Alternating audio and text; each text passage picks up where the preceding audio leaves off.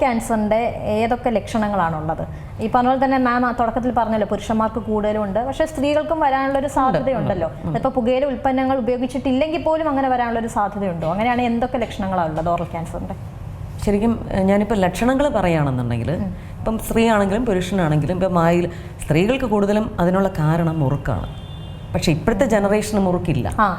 അതൊരു സമാധാനമുള്ള കാര്യം. പ്രത്യേകിച്ചും പെൺകുട്ടികളാണെങ്കിൽ പഴയ ആൾക്കാർ എന്ന് പറയുമ്പോൾ ഈ പറയുന്ന പോലെ ദിവസക്കൂലിക്ക് പണിക്ക് പോകുന്നവർ, മീനിന്റെ വർക്കിന് പോകുന്നവർ, അങ്ങനെയുള്ളവരെ സ്ത്രീകളിലാണ് കണ്ടിരുന്നത്. അവർക്ക് ഉറപ്പായിട്ട് പുകയിലയുടെ ഉപയോഗം കൊണ്ടാണ് വരുന്നത്. പക്ഷേ അല്ലാതെയും സ്ത്രീകളിൽ കണ്ടുവരുന്നുണ്ട്, ഞാൻ കണ്ടിട്ടുമുണ്ട്. പക്ഷേ സ്മോക്കിംഗ് ഇപ്പോഴത്തെ സ്ത്രീകൾക്ക് ഉള്ളതല്ലേ? ഉണ്ട്. പക്ഷേ ഈ പറഞ്ഞ പോലെ പുരുഷന്മാരുടെ അത്രയും ഒരു പെർസെൻറ്റേജ് എനിക്ക് തോന്നുന്നില്ല കേരളത്തിലെ സ്ത്രീകൾക്ക് ഉണ്ടെന്ന്. കുറവാണ്, അതും പെർസെൻറ്റേജ് വളരെ വളരെ കുറവാണ്. പക്ഷെ അല്ലാതെ തന്നെ സ്ത്രീകൾ അതിനൊരു വേറൊരു കാരണമുണ്ട്.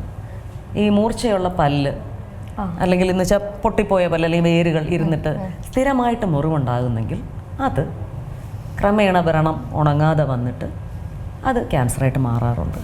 പിന്നെ ഈ സ്ത്രീകൾക്ക് കൂടുതലും ഒരു പാരമ്പര്യം എന്നൊരു ഘടകവും കൂടി ഉണ്ടെങ്കിൽ, അച്ഛനമ്മ അല്ലെങ്കിൽ കുടുംബത്തിൽ ആർക്കെങ്കിലും നേരത്തെ വന്നിട്ടുണ്ടെങ്കിൽ ഇവർക്ക് ഇത് വരാനുള്ള സാധ്യത കൂടുതലാണ്. അപ്പോൾ അതിൻ്റെ കൂടെ ഇങ്ങനൊരു സാഹചര്യം, ഒന്നുകിൽ ഇപ്പം പല്ല് കൊണ്ടുള്ള മുറിവ്, അല്ലെങ്കിൽ ഇപ്പം നല്ലപോലെ സ്ത്രീകളിൽ വേറൊരു കാരണം വരാറുണ്ട്, നല്ല എരിവ് കഴിക്കുന്നവർക്ക്.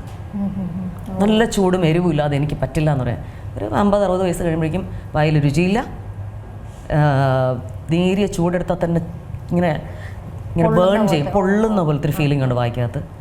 പിന്നെ വാ തുറക്കാനുള്ള ബുദ്ധിമുട്ട്, നാക്കാനക്കാനുള്ള ബുദ്ധിമുട്ട്. അതൊരു ക്യാൻസറിന് മുന്നോടിയായിട്ടുള്ളൊരു കണ്ടീഷനാണ്. ഓറൽ അതിന് പാടൊന്നും വരാൻ സാധ്യതയില്ലല്ലോ. ഇങ്ങനെ അതിന് പെട്ടെന്ന് പാട് വരത്തില്ല, ജനറൽ ആയിരിക്കും. ഈ പറഞ്ഞ പോലെ ഇന്ന ഒരു സ്ഥലത്തൊന്നുമില്ല, ചുണ്ടിനകത്ത്, കവിള്, നാക്ക് എല്ലാം ഒരുപോലെ. കാര്യം നമ്മൾ ഭക്ഷണം കഴിക്കുമ്പോൾ എല്ലായിടത്തും അത് വരുന്നുണ്ട്. അപ്പോൾ ഈ പറയുന്ന എരിവും ചൂടും ഈ സെയിം ഇഫക്റ്റാണ്, പൊള്ളുന്നതാണ്. അതും കുറേയൊക്കെ ശരീരം അങ്ങോട്ട് അതിനെ ഉണക്കിയെടുക്കും.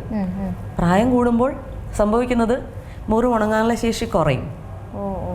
ചെറുപ്രായത്തിൽ വളരെ കൂടുതലായിരിക്കും. കാര്യം ഈ നമ്മുടെ കോശങ്ങൾ ഇരട്ടിക്കൾ ഒരുപാട് നടക്കുന്ന സമയമാണ്. പ്രായം കൂടുമ്പോൾ അതിൻ്റെ അളവ് കുറയും, ഡാമേജ് കൂടും, റിപ്പയർ കുറയും. ഈ എരിവ് കൂടുതലും ചൂട് കൂടുതലും ചെയ്യുന്ന പറഞ്ഞാൽ അത് കേട്ടിട്ടേ ഇല്ലാത്തൊരു കാര്യമോ, അത് ഭയങ്കര, അത് സർവ്വസാധാരണമായി പോലും ആവുമല്ലോ. ചെറിയൊരു വലിയ അഭിമാനത്തോടെ എനിക്ക് കാന്താരി മുളകൊക്കെ കടിച്ചില്ലെങ്കിൽ ഒരു കുഴപ്പമൊന്നുമില്ല.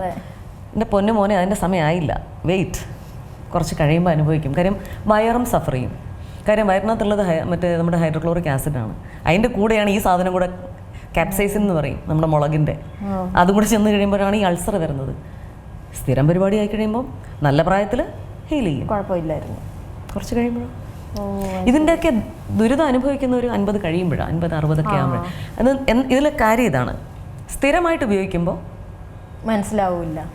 ആ ഒരേ ഭാഗം തന്നെ നമ്മൾ ശരിക്കും നമ്മളെ ബോഡിയെ അങ്ങ് സ്ട്രെച്ച് ചെയ്യാണ്, അതിൻ്റെ ലിമിറ്റിന് അപ്പുറത്തേക്ക് തള്ളിക്കൊണ്ട് പോവാണ്. നമ്മുടെ ശരീരത്തിനൊരു പരിധിയുണ്ട്, അതിനും അപ്പുറത്തേക്ക് അതിനെ തള്ളിയാൽ അത് പ്രതികരിക്കും. എന്നെ കൊണ്ട് വയ്യ ഇത് ഉണങ്ങാൻ, അത് സുല്ലിടും. നമ്മൾ ശരിക്കും അതും ആരോഗ്യമുള്ള ഭക്ഷണം അല്ലായിരിക്കും കഴിക്കുന്നത്. ഫലം അത് ഞാൻ പറയില്ല. അതുകൊണ്ട് വായിലും വരും, ഭക്ഷണത്തിൻ്റെ ഇതിൽ വായും നമ്മുടെ വയറിനകത്ത്, ആമാശയത്തിനകത്ത് അൾസർ പോലെയൊക്കെ വരുന്നതും എല്ലാം ഇതിൻ്റെ കാരണമാണ്. ഏറ്റവും പുതിയ വാർത്തകളും വിശേഷങ്ങളും വിരൽ തുമ്പിലറിയാൻ സീ മലയാളം ന്യൂസ് എല്ലാ ഡിജിറ്റൽ പ്ലാറ്റ്ഫോമുകളിലും ലഭ്യം.